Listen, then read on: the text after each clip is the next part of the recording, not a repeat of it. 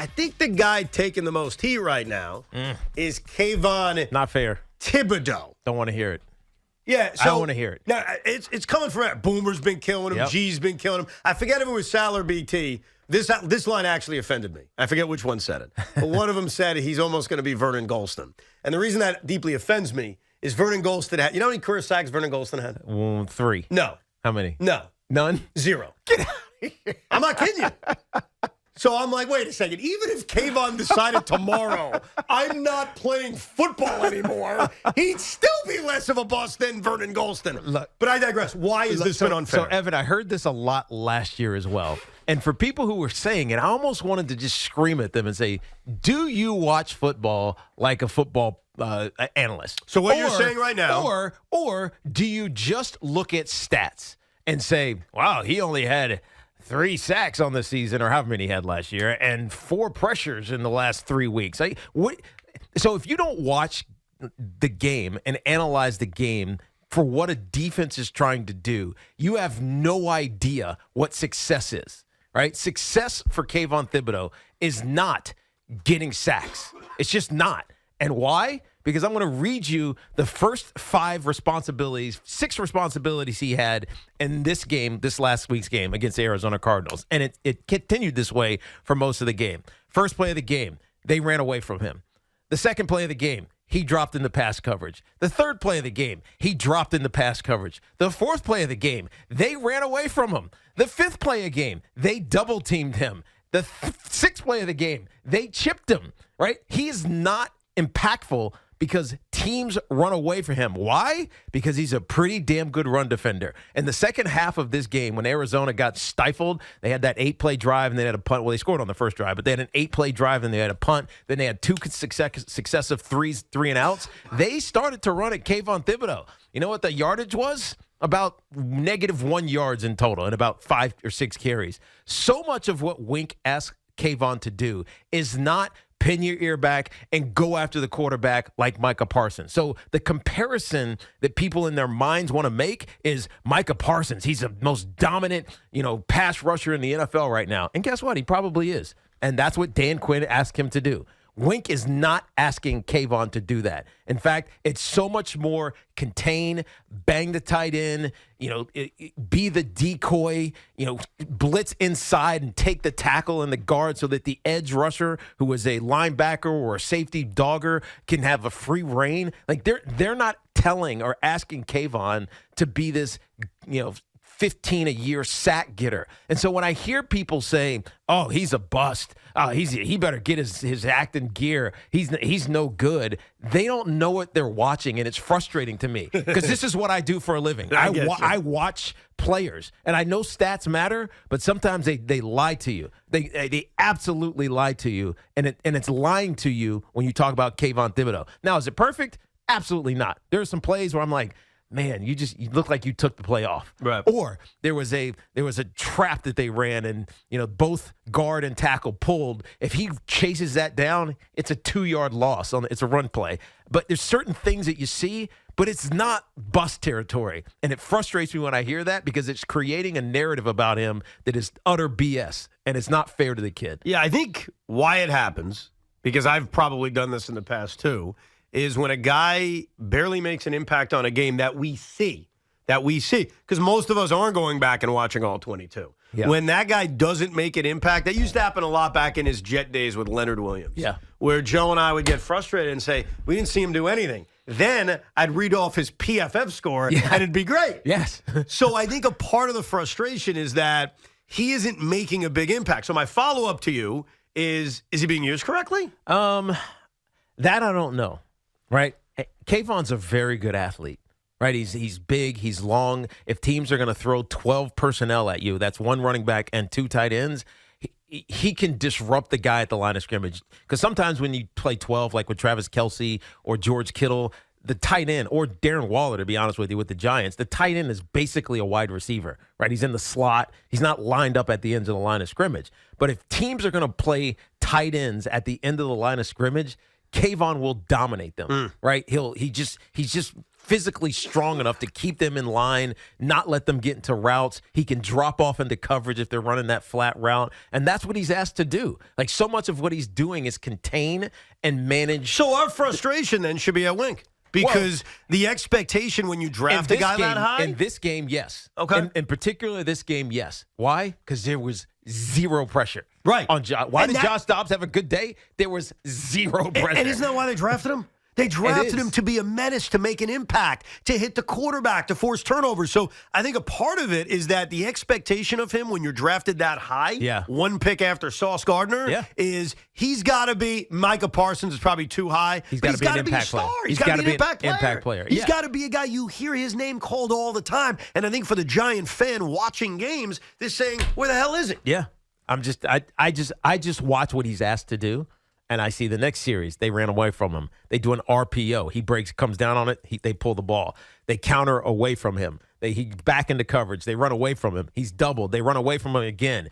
Regular pass play. They run away from him again. It's the same thing over and over and over and over and over. They run away from him. He drops back into coverage. They get rid of the ball quickly, so the pass rush is neutralized. Right? I think that the Arizona Cardinals, to their credit, they had a really good game plan to neutralize anything the Giants' front 4/7 could do. They really didn't impact the game until late when they were able to stuff out the run game and ultimately, force them into punting situations as opposed to scoring like they did every drive in the first half. I got you. Let's go to Nick in Mawa. What's up, Nick? Hey, guys. Good afternoon. How are you? Good. What's up, Nick? So I'm happy you're talking about the defense, because part of the reason I called in is I feel like all day today all we heard about the Giants' offense. Yeah.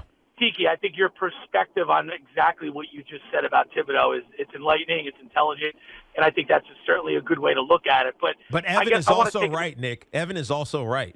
Right? Maybe sometimes you do need to let him go. Just go get the guy, right? Just go menace somebody and make it disruptive. Because that's when you draft a guy high, that's what you want him to do. Because, Nick, I think I know what you're saying about this Giants. It feels passive, right? It doesn't feel like there's any aggressiveness, and that's why an average at best quarterback and a good but not great running back in James Conner basically went wild for 3 quarters because it was so passive. It was almost too much of bend, don't break, as opposed to go get somebody. But Tiki, wasn't it also the expectations, aside from Thibodeaux, the front four? Wasn't there a lot of hype? And once again, I know we're week 2. We're going into week 3.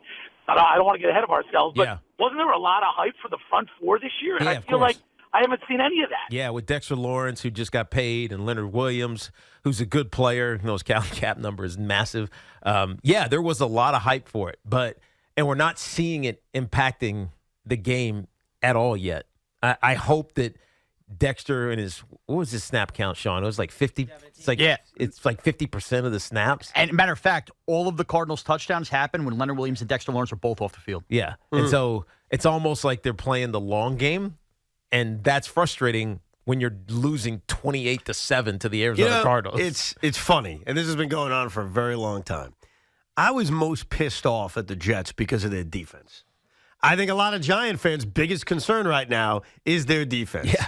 But yet, quarterback talk is so much sexier. That's right. For fans, for talk shows. It's like, oh, Daniel Jones. Oh, Zach Wilson sting. Oh. And obviously, quarterback's the most important position in football. Like, no one's disagreeing with that. But the truth is. But defense is big, man. Defense is big. It matters. Listen to what the coaches say. What did Robert Saleh wants to blame? It's not Zach. It's a defense. And you know It's what? not Zach. It's a defense. I went back and watched that last night. I did a lot of things last night because everybody went to sleep early. My son's asleep, my wife's asleep. So I'm watching 2 bad football games. I'm watching my boy Jose Budo deliver. I'm doing research to make Sean look like an idiot. And I'm watching Saleh's presser. And Robert Saleh took a very Evan and Joe approach on this. Every answer was the defense sucks. Now, he didn't say sucks. I'm paraphrasing. But there was a question. Hey, Coach, you concerned about the offensive line? And his answer, well, when the defense can't get off the field on 3rd down, the offensive line doesn't have enough time to get in a rhythm. They run 13 plays. I'm like, okay. Yeah, 13 plays before the 2-minute drill. Right. That's how many in the first half. Oh, no, he brought it up. Then he's asked, Hey, Brees Hall only got 4 carries. He was annoyed. And his response, well, that defense couldn't get off the field. And I'm thinking to myself, he's right. Like, every question around their struggles went back to the defense sucks. Which is kind of funny. I know that is, but it's kind of given the expectation and the hype. You remember when they talked about the 85 Bears? Yeah, I remember. We're never going to forget it. The 85 Bears, how great they were. And, the conversation was around that. The first thing I thought was, this isn't just DJ Reader saying this. This is the whole defensive room saying this. You don't say something like that profound. Yeah.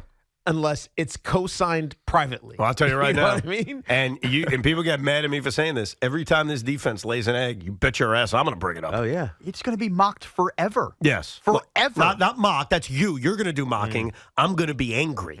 All right, I'm going to angry, be mocking, pissed. potato. It doesn't matter. It's going to be brought up forever. On that note, Woody is in Plattsburgh. Hey, Woody, what's up? What's up, Woody?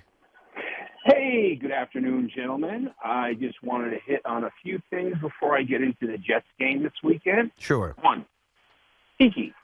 So the reason Evan knew so much about Carrie Underwood and her career, it's I know I'm backing up in the last week. I wanted to call, but I was busy. Yeah. But the reason he knows so much, because it's much like the Mets game. He's got his scoring book and scoring along with the idle judges. Nerd alert! Nerd alert! Loser. Okay. Now, I would be remiss if I also didn't give Evan a compliment. Go ahead. Evan. Yeah. Your more trash imitation is spot on. In fact, I like it more than the original. Your sister's ass! I've been working very hard on that imitation. Nice one, Woody. Let me defend my man. He's Morash, okay? He has a name. Mm-hmm. We respect him, all right? I like that. I don't respect See, myself. I kind of like more trash. No.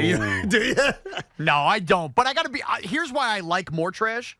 Because my whole life growing up, whenever I was picked on, it was more ass. And it was very unoriginal. Yeah. I don't know how it took to 36 years old and doing this show on WFAN for more trash to come up with. And I am a fan of original material. No one ever said that over your 36 years? No, it's amazing. That's why I think it's brilliant. Now, of course, do I prefer you call me it? No. But I'm going to tip my cap when you're brilliant. No, I respect it. I think the Giants are going to win.